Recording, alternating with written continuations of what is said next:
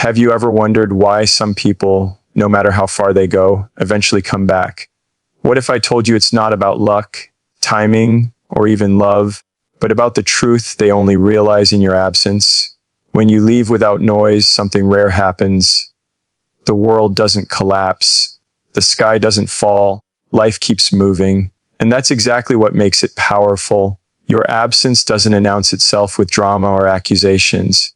It arrives quietly. It sits in the empty space where your voice used to be, where your presence once softened the edges of his day. At first, it feels like relief to him. No tension, no responsibility, no expectations, just freedom, or at least what he thinks freedom is. Then time passes, and silence starts to speak. Humans are wired to notice what's missing far more than what's present. Neuroscience calls it loss aversion. We are built to feel loss more intensely than gain because survival once depended on it. Losing something essential meant danger. Even today, the brain doesn't know the difference between losing food, safety, or emotional connection. When you disappear, his nervous system registers it as a threat, not immediately, but gradually. It whispers, something important is gone. At first, he distracts himself, work, friends, screens, noise. He tells himself he's fine. He might even convince others that he's doing better than ever. But distraction doesn't erase absence. It only delays awareness. And awareness always arrives when the noise fades. That's when the small things begin to surface. He reaches for his phone without thinking. There's no message from you. He scrolls anyway. Nothing. He notices moments that used to feel lighter. The walk home. Late nights. Mornings when someone once asked how he slept. The brain starts filling the gap with memory because it hates emptiness. And memory doesn't play random scenes. It plays the moments that mattered. He remembers how you showed up when he was tired and didn't have the words. How you listened without trying to win. How you stayed when leaving would have been easier. He remembers the version of himself that existed when you were around, calmer, steadier, more seen. And that's when the loss deepens because he's not just missing you. He's missing who he was with you. Absence has weight. It presses in slowly. It turns quiet moments into reflections. When you were there, your value was spread across daily interactions.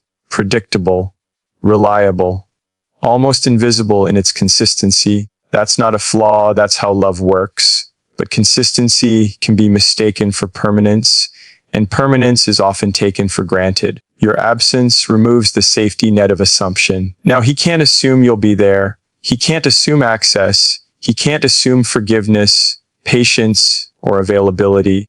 And the mind hates uncertainty. It starts replaying choices, words, moments where he could have done better. Not because you demanded accountability, but because silence creates space for truth. There's a story many people share quietly, almost ashamed of it. A man sits alone in a room that feels too big. He's not heartbroken in the dramatic sense. He's unsettled. Something feels off. He checks the time. He thinks of reaching out, then stops. Pride steps in, then curiosity, then doubt, and finally regret. Not the loud kind, the subtle kind that asks, why did I let something real slip through my hands? Your absence forces him to confront a version of reality where you are no longer guaranteed, and that confrontation changes perception. What once felt ordinary now feels rare. What once felt familiar now feels irreplaceable. The brain begins to understand value only after removal, because value becomes visible in contrast. Think about air. You don't notice it until you can't breathe. Your presence was emotional oxygen, not exciting in the way fireworks are exciting, but sustaining, grounding, necessary. And when it's gone, the system panics quietly internally. Without applause, he may try to replace the feeling. New conversations, new faces, new attention. But novelty doesn't replace connection. The brain knows the difference between stimulation and safety. Studies on attachment show that emotional bonds are stored deeply in memory networks tied to comfort and regulation. That's why random replacements don't work. They entertain, but they don't anchor. And slowly he realizes something uncomfortable. The loss isn't temporary. It's not a mood. It's not a phase. It's a consequence. Your absence teaches him that connection is not automatic, that emotional labor matters, that showing up late or halfway eventually costs something, not because you punished him, but because life responds to neglect with distance. There's something deeply human about needing to lose something to understand its worth. History is full of it. People miss their health after illness, peace after chaos, love after silence. It's not weakness. It's how awareness often arrives, too late or just in time. When you leave with dignity, without trying to control the outcome, you hand him the responsibility of reflection. You don't beg him to see your value. You let the absence do the work. And absence is honest. It doesn't exaggerate. It simply reveals. He notices how no one checks on him the way you did, how conversations feel shallow, how laughter doesn't linger, how support feels conditional elsewhere. And suddenly, your presence is no longer something he evaluated emotionally. It becomes something he feels viscerally. That's when the loss becomes personal, not dramatic, not cinematic, just real. He might remember a moment he dismissed, a text he didn't answer, a day he chose distance instead of effort. Those memories replay with a different lens now because context has changed, because you're not there to soften the meaning anymore. Your absence removes emotional cushioning. And without that cushion, reality hits harder. This isn't about punishment. It's about cause and effect. When something meaningful is removed, the system recalibrates, and recalibration hurts. It exposes where appreciation was lacking, where comfort replaced care, where effort stopped being intentional. Some men return because they finally understand the loss. Others don't, because understanding alone requires courage. But the reason they feel pulled back is the same. Your absence made the invisible visible. It showed him that what he thought was replaceable wasn't, that what he thought would wait didn't, that what he thought was stable required presence, not assumption. And here's the part that matters most. Your absence didn't change your value. It revealed it. You didn't become important because you left. You were always important. Leaving simply removed the distractions that kept him from seeing it. Silence stripped away convenience. Distance stripped away entitlement. And what remained was truth. That's the power of absence. It doesn't chase recognition. It allows realization. And whether he returns or not, the lesson remains for him. For anyone who crosses your path next, when you are capable of walking away without bitterness, without noise, without trying to be understood at any cost, you teach the world something rare, that your presence is a privilege, and your absence is a reminder. There comes a moment when constant connection stops being love and quietly turns into habit, not the warm, grounding kind of habit, but the fragile kind that needs reassurance to survive. When communication never pauses, when there is always a message waiting, always a response ready, emotions stop standing on their own. They lean, they depend. And dependence, no matter how romantic it sounds at first, eventually weakens both people. When you choose no contact, you don't just create distance. You interrupt a pattern. You break a loop that has been running silently in the background. A loop where he turns to you for emotional regulation, comfort, validation, and stability without always giving the same depth back. A loop where your presence becomes the solution to his discomfort, instead of him learning how to face it himself. At first, he doesn't notice the loop is broken. The mind assumes continuity. It expects the next message, the next check in, the next emotional handhold. When it doesn't come, there's confusion, not pain. The brain reaches out automatically, the way a hand reaches for a light switch in a dark room. It's muscle memory, emotional memory. And when the switch isn't there, the system hesitates. That hesitation is powerful. Because for the first time, he has to sit with his emotions without outsourcing them to you. Psychologists talk about emotional dependency as a learned behavior. When someone consistently soothes us, listens to us, or stabilizes us, the brain associates that person with relief.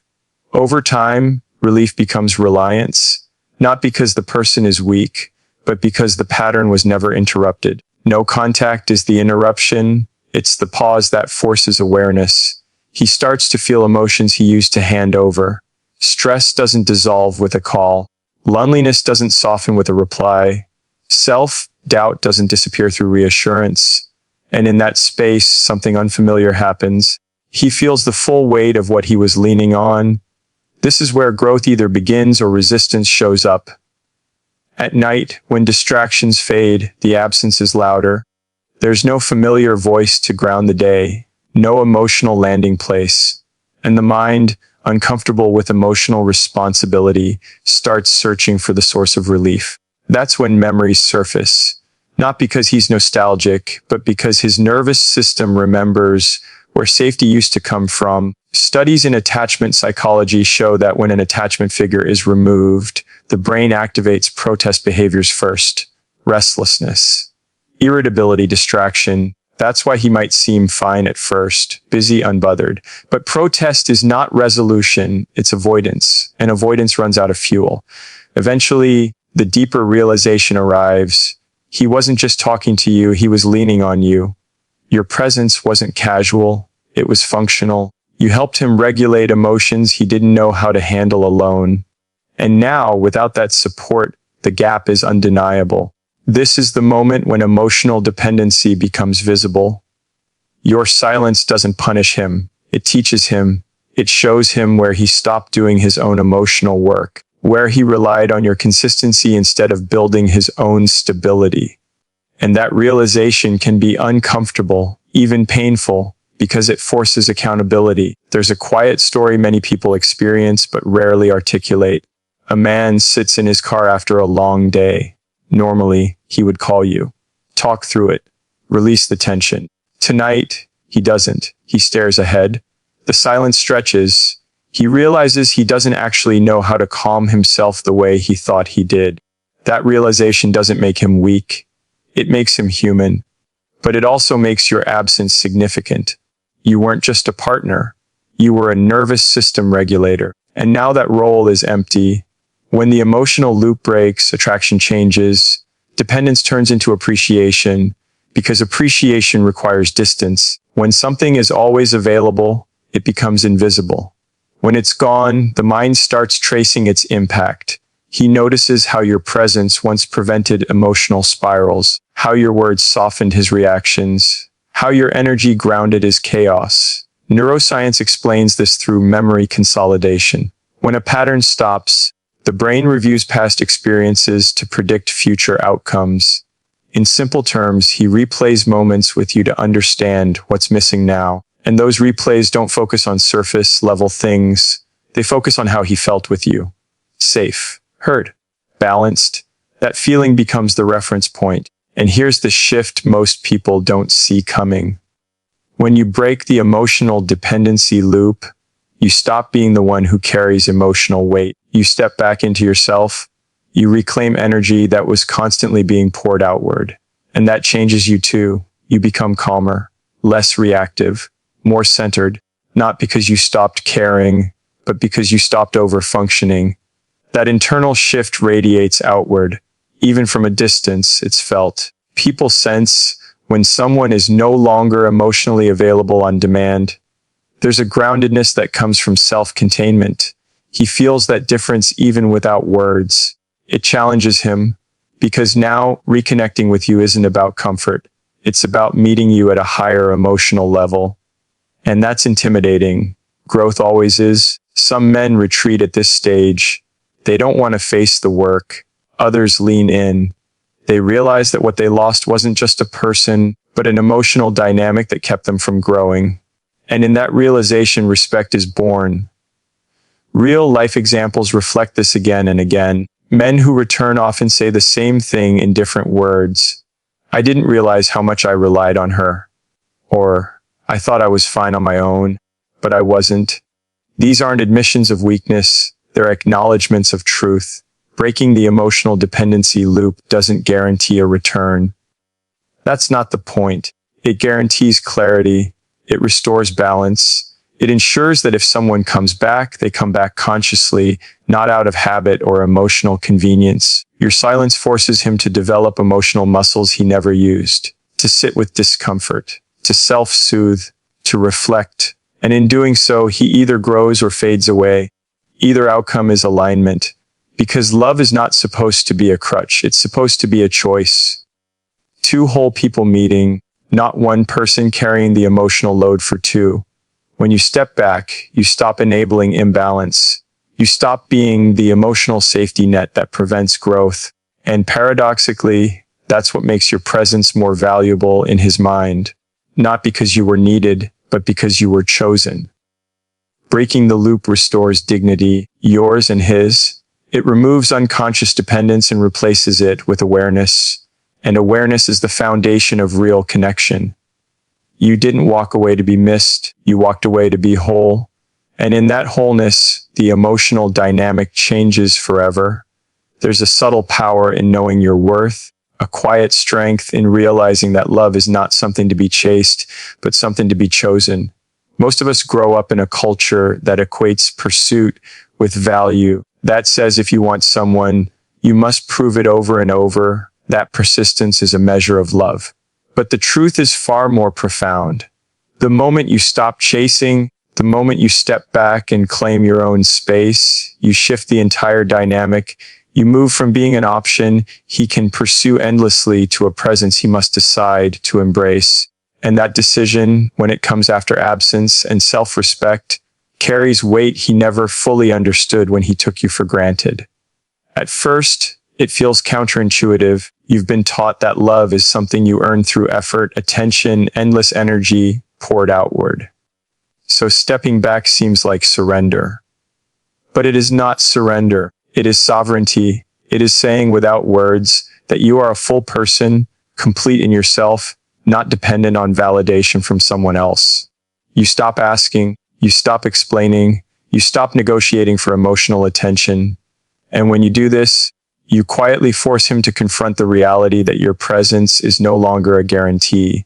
Human behavior is wired to respond to scarcity, to choices, to challenge. When something is always available, it becomes background noise, predictable, safe, and unfortunately, often underappreciated.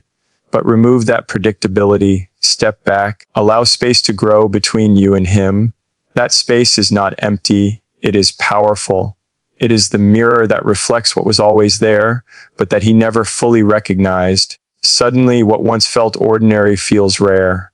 What once seemed replaceable now feels irreplaceable. That shift is what transforms you from a chaser into a choice. It's important to understand that this is not about manipulation. It's not about playing games or testing his loyalty. It is about clarity, about letting absence reveal truth. When you step back, he no longer has the comfort of your constant presence. He can't rely on your energy to soothe, your attention to affirm, your availability to satisfy his convenience. He must sit with the consequences of his choices. And that confrontation often brings awareness in ways words never could. There is a natural human tendency to undervalue what is consistently given. This is not intentional or malicious. It is a product of habit and psychological familiarity. Neuroscience explains this through the concept of hedonic adaptation. Our brains quickly normalize pleasure and comfort. When someone is always there, their presence becomes ordinary. We stop actively appreciating what was once remarkable. And when you remove yourself, even briefly, the mind begins to recalibrate. It notices the absence, feels the vacuum, and starts tracing back the value that went unnoticed. This process is gradual. It doesn't happen overnight. Initially, he may not even be conscious of the shift. He may interpret your absence as disinterest or even as loss of feeling. He might attempt to fill the void elsewhere, seeking distractions, temporary companionship, or simply numbing the awareness with routine. But those efforts rarely replicate the depth of what was always present in your connection. Because your energy, your attention, your essence cannot simply be replaced. It cannot be duplicated. And the longer your absence continues, the more the comparison becomes inevitable. There's a story often whispered in the quiet moments between friends about a man who realized the magnitude of his loss only when the phone stopped lighting up with messages that had become habit. He had taken presence for granted, assuming that love was perpetual, That attention would always flow without pause. When the pattern stopped, he was left with space to think, to feel, and to confront the reality of what he had. That confrontation is rarely comfortable. It is often unsettling, even frightening, because it forces reflection. And reflection, left unchecked, eventually turns into clarity. The shift from chaser to choice requires patience. It requires restraint. It requires deep respect for yourself and your own needs. It is easy to fall into the temptation of reaching out first, of breaking the silence, of trying to maintain control through proximity or effort.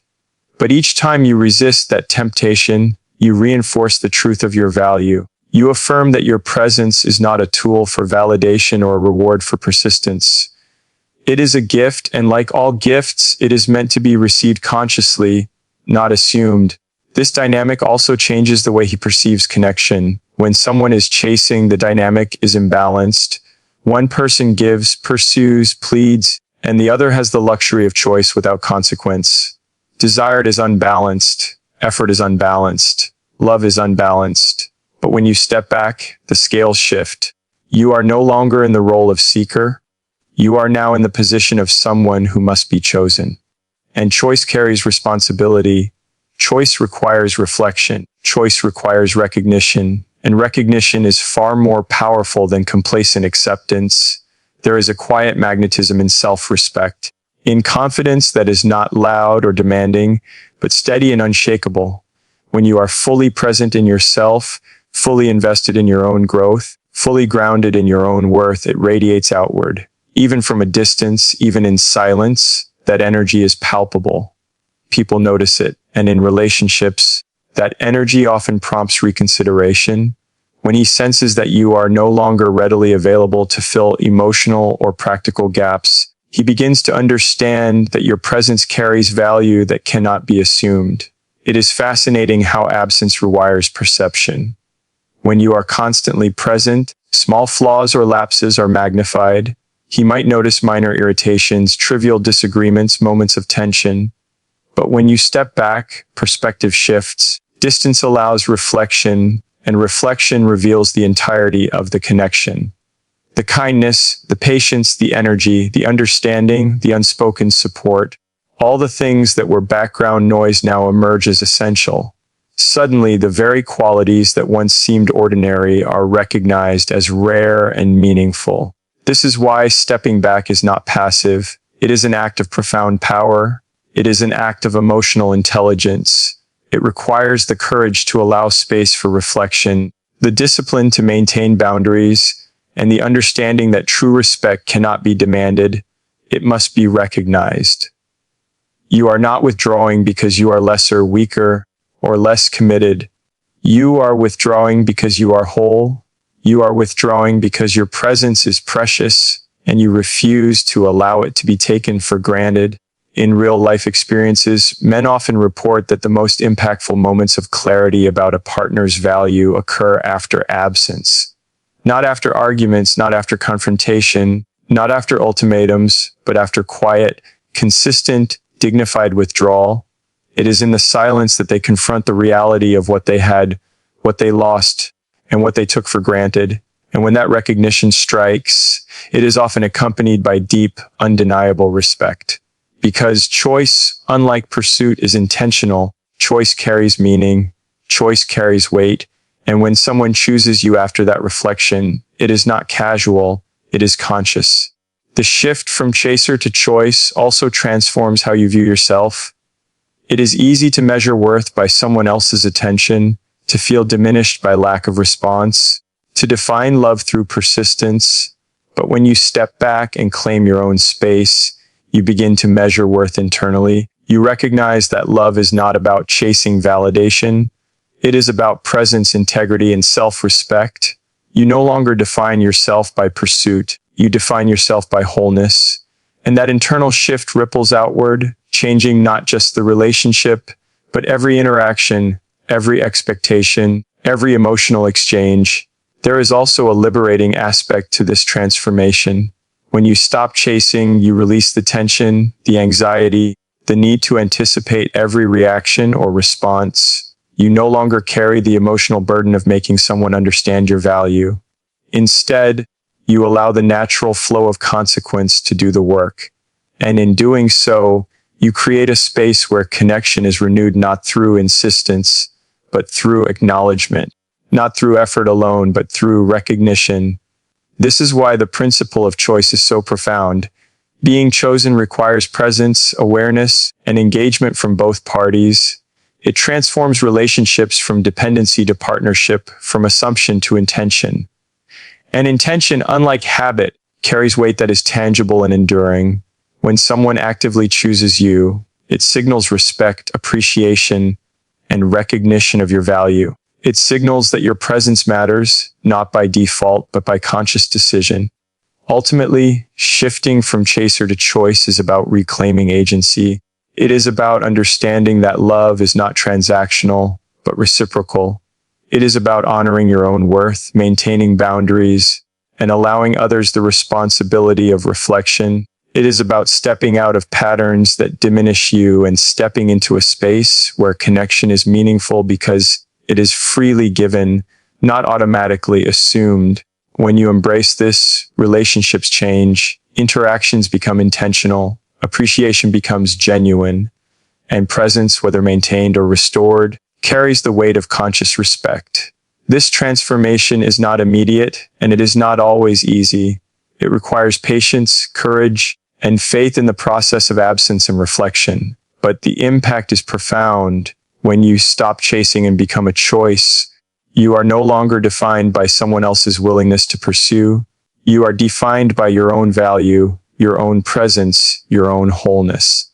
And that definition is powerful, magnetic, and unshakable. Even in silence, even in distance, your essence speaks. It communicates without words, without effort, without demand. It simply exists, grounded, dignified, and whole. And that existence changes the dynamic entirely. It shifts perception, it alters attention, it commands recognition. You are no longer a background option. You are a conscious choice, and the world, including those who may have taken you for granted, begins to understand slowly, quietly, powerfully, that what they have in you is rare, invaluable, and worthy of intention. When you embrace this shift, you stop being defined by pursuit and start being defined by presence. You stop being defined by what others take and start being defined by what you hold within. That inner power radiates outward, changing the energy of every interaction. And in that energy, in that quiet, deliberate dignity, the shift is complete. You have become a choice, not a chaser, and in that truth, you reclaim both yourself and the measure of love you deserve. There's a quiet transformation that happens when you focus on yourself, on your growth, on the parts of your life that are yours alone. It's subtle at first. You may not even notice the changes in the mirror or in your own thoughts. But those changes ripple outward in ways that are visible to others, especially to someone who once took your presence for granted. Growth is not loud. It doesn't demand attention. It doesn't ask for recognition. It simply exists, steady and undeniable.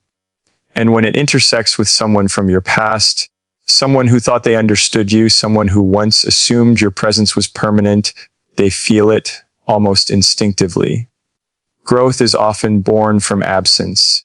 When you step back, when you take time to focus on yourself, when you choose not to respond immediately, when you choose your peace over persistent attention, you create space for transformation. That space is fertile. It allows for self-reflection, for understanding your own needs, for rediscovering your passions, and for nurturing parts of yourself that were neglected while your energy was poured outward. It's in these quiet moments, these private reflections, that real change occurs. He may notice the difference before he can articulate it. He may see the way your eyes hold calm that wasn't there before, the way your voice carries confidence that wasn't loud but was steady. He may sense a shift in your energy, a weightlessness, a lightness, a presence that no longer revolves around him. It's subtle, but it's undeniable. Humans are attuned to emotional energy, and we sense change before we understand it. The person who once assumed your attention begins to feel the absence of your former emotional availability. And in that absence, he notices that you are not the same. You are stronger, quieter, and more self-assured. Growth is not simply a matter of looking better, achieving more, or appearing more successful. Those things may follow naturally as a byproduct, but growth is deeper. It is internal. It is the rebuilding of self-worth, the reclamation of identity, the awareness of boundaries, and the cultivation of resilience. When you grow internally, external differences inevitably follow. Your laughter may have a different resonance. Your presence may command space without asking for it. Your attention, when given, is deliberate, not automatic. And when someone who once took these things for granted witnesses it, they are faced with a truth they cannot ignore. You are no longer available in the ways they assumed. There is a story often repeated quietly among those who have experienced absence and growth. A man thought he knew everything about a woman, assumed her value, assumed her availability. Then life moved forward, distance formed. She focused on herself, on her growth, on becoming more of who she was meant to be. When he saw her again, she was not different in ways that were superficial. She was different in ways that touched the core of his perception. She carried herself with a steadiness that demanded respect. She smiled without seeking approval. She spoke without seeking validation. And in that difference, he felt the weight of what he had lost. Psychologists and behavioral experts often describe this phenomenon as the effect of self-actualization on relationships. When one person achieves growth, emotional balance, and autonomy, it inherently changes the dynamic between them and others who have been a part of their life. The person who once assumed the relationship was static suddenly experiences dissonance. They realize that the person they knew was never fully dependent, never fully bound, never fully theirs in the way they assumed. And that realization can be both disorienting and illuminating. Growth also teaches boundaries. When you invest in yourself, you understand that your energy is finite, that your time is valuable, and that your presence should not be taken for granted. You begin to say no where it is necessary, to protect yourself from emotional depletion, to prioritize what nourishes your soul. And this is visible to others. He may notice that you no longer respond instantly, that your time is no longer an open invitation, that your attention is intentional. And that difference is powerful because it demonstrates independence, self-respect, and a life that cannot be paused or controlled. There's a biological element to this as well. Humans are wired to notice confidence, stability, and emotional maturity. When you evolve into someone who is self-contained, self-aware, and grounded, it triggers subconscious recognition in those around you. They may not understand exactly why they are drawn back or unsettled, but they feel it. There is an instinctive awareness that the person before them is no longer fully accessible in the ways they once assumed. The absence of dependency, the presence of growth, creates a gravitational pull that is subtle but undeniable. And yet, growth is never about performance. It is never about appearing untouchable or unreachable. True growth is about authenticity. It is about becoming the most honest, most whole version of yourself, regardless of whether someone notices or not. But it is often noticed, especially by those who underestimated you, especially by those who assumed your presence was guaranteed. The difference they feel is real because it is rooted in your internal transformation, in the quiet work you've done, in the way you hold yourself in the world now. He may try to interpret the change through old lenses, comparing the present to the past, attempting to fit the new version of you into the box of who he thought you were. But growth cannot be contained. It cannot be defined by expectation or memory. It expands beyond previous definitions, reshaping the way you interact with the world and the way the world interacts with you. And in that expansion, the person who once assumed your availability feels the shift most acutely. It's common for people to underestimate the power of this difference. They assume that change in someone else is superficial or external, but growth is cumulative. It touches thought patterns, emotional responses, self-esteem, and energy. It changes the way you respond to conflict, the way you communicate, the way you prioritize joy and peace. And when someone who once had regular access to your energy sees these changes, they feel the absence of the old dynamic and the presence of a new one. The effect is undeniable. Stories from real life echo this truth. Men who have returned after absence often admit that what drew them back was not just nostalgia, not just regret, but the undeniable presence of someone who had grown beyond the limitations of the past. She's different, they say, without fully articulating what that difference is. She's stronger, calmer, more grounded. And that observation, that subtle recognition, is the result of internal work. It is the product of investing in yourself, of reclaiming your energy, and of stepping into your own power. Growth is also magnetic because it introduces unpredictability. When someone has always been present in your life, it becomes easy to take them for granted. But when you evolve, when you focus on yourself, you introduce change. That change forces reflection. That reflection creates awareness. And awareness, when coupled with distance, often triggers recognition of value. The person who once assumed access begins to see what was always remarkable, what was always essential, what was always rare. And this is not about making someone feel guilty or regretful. Growth is never about emotional manipulation. It is about reclaiming your life, your energy, your focus. It is about becoming so full, so grounded, so aligned with your own essence, that any interaction with you is no longer casual or unconscious. Your presence commands attention, not because it demands it, but because it carries authenticity, depth, and stability. There is a subtle but profound psychological mechanism at work here. Humans are drawn to competence, independence, and stability. When you embody these traits, especially after a period of absence, it forces those who once assumed your presence to reconsider their own behavior. They notice the changes in you because they contrast sharply with the version of you they once knew. And in that contrast, the realization emerges. The person before them has grown, evolved, and matured in ways they may not have anticipated, and that difference cannot be ignored. Growth also creates emotional safety. When you are centered and self-aware, interactions become grounded. Your responses are deliberate, not reactive. Your boundaries are clear, not negotiable. And when someone who once assumed control or influence over your emotional state witnesses this, they feel the shift. They sense the impossibility of taking advantage, the impossibility of returning to old patterns. Your evolution demands respect, whether or not it is acknowledged in words. This difference is further amplified by consistency. Growth is not a moment, it is a process. It is the accumulation of small decisions, repeated actions, reflections, and commitments to oneself. And because it is consistent, it is recognizable.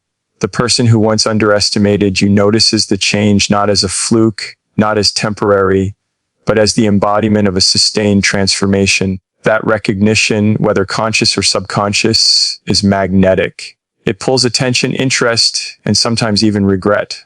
Ultimately, growth is the silent signal of value. It communicates that you are whole, complete, and aligned with yourself. It communicates that your energy is not available to be consumed casually, that your presence is meaningful, and that anyone who wishes to be part of your life must meet you fully. And that communication, even without words, is more powerful than any explanation, argument, or display of affection. He may try to test the new boundaries, the new presence, the new energy. He may reach out, observe, question, but what he feels is undeniable. The difference in you is tangible. It is not performative. It is lived. It is internalized and radiates outward. It cannot be ignored. It cannot be replicated. It forces acknowledgement, reflection, and often admiration. And in this process, you learn something crucial. Growth is not about him. Growth is about you. It is about reclaiming your identity, your peace, your joy, and your integrity. But the impact on him, the way he senses the difference, the way he feels the absence of the old dynamic, the way he notices the quiet power of your presence, this is the natural consequence of being whole. It is inevitable, undeniable, and transformative. When you focus on yourself, when you cultivate inner strength, when you nurture the parts of yourself that were previously overlooked or neglected, you become a person who commands respect effortlessly. You become magnetic not through pursuit, not through manipulation, not through effort aimed at drawing attention. You become magnetic because your existence, your energy, your presence is aligned with truth, and truth, when embodied, is always felt. Every glance, every interaction, every silent moment communicates growth. The person who once assumed your present senses it even in the smallest details, the calm in your movements, the clarity in your speech, the steadiness in your energy. These are not superficial changes. They are the result of deliberate choices, reflection, and self-investment. And in that recognition, they are forced to confront what they once overlooked, what they once assumed, and what they now realize is extraordinary. Growth transforms relationships, not by coercion, but by elevation. You are elevated in your own life, and that elevation creates distance, contrast, and reflection for those who once underestimated you. They feel the shift, often before they understand it, and that feeling, uneasy, magnetic, reflective, is the unmistakable signal that the person before them has grown, has evolved, has become someone who cannot be taken for granted. It is a quiet, steady power, the kind that doesn't shout but resonates deeply. And that resonance, when sensed, changes everything. There is a moment, often quiet, often unannounced, when someone finally realizes the depth of what they have lost. It is rarely sudden, rarely dramatic, rarely something that can be rushed or forced. It creeps in slowly, almost imperceptibly at first, like the soft light of dawn, until it becomes undeniable. It is the moment when he realizes that you were irreplaceable, that your presence, your energy, your very being was something that could not be substituted, copied, or duplicated. And that realization, when it arrives, carries with it a weight that words alone could never convey. When someone takes you for granted, they are living in a world of assumption. They assume your presence is constant, your love is unconditional, and your patience is endless. They assume that no matter what they do or fail to do, you will be there. And as long as that assumption exists, your value is hidden in plain sight. They do not see the little ways you cared, the quiet moments when your support held them steady, the unspoken gestures that created comfort and stability in their life. They see only what they choose to see, and often that is not enough. But absence has a way of revealing truth. When you step back, when you withdraw your presence, when you no longer provide the constant reassurance, the quiet understanding, the daily gestures that once went unnoticed, the vacuum that is created becomes impossible to ignore. He begins to feel the weight of what is missing. At first, he may try to distract himself. He may fill his time with other people, other activities, other noise. He may convince himself that he doesn't miss you, that life continues just as it did. But distraction is temporary, and the absence of something irreplaceable cannot be ignored forever. Humans are wired to notice loss. Neuroscience calls it loss aversion. The pain of losing something is experienced far more intensely than the pleasure of gaining it. It is why the absence of a person who once held emotional significance creates a void that cannot easily be filled. When you disappear from his immediate life, even without confrontation or explanation, his mind begins to trace back the moments, the patterns, the energy he took for granted. He remembers the nights you stayed when others would have left, the patience you offered when frustration flared, the subtle ways you made life feel lighter, safer, more meaningful. And with each recollection, the truth grows clearer: you are not replaceable. This realization is rarely comfortable. It can arrive as a dull ache, a quiet regret, or a persistent longing that he cannot ignore. It is not about guilt or shame. It is about recognition. He begins to understand that the emotional ecosystem he once inhabited, the balance and safety you provided, was unique. That the qualities he dismissed or failed to notice were not ordinary. They were rare. And the more he searches for a replacement, the clearer it becomes that no one else measures up. There are countless ways in which your irreplaceability manifests. It is in the consistency of your presence, the depth of your understanding, the quiet strength that does not demand attention but provides it when needed. It is in the way you listened without judgment, the way you encouraged growth without expectation, the way you supported without sacrificing yourself. These things cannot be replicated. They cannot be substituted with superficial gestures or fleeting attention. They are part of who you are, embedded in your essence, and the absence of that essence is something the world, and he, eventually notices. Often, it is the little things that make the difference.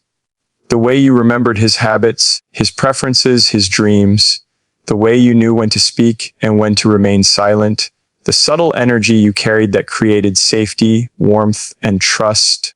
These things may have seemed ordinary when they were present, but in their absence, they become monumental.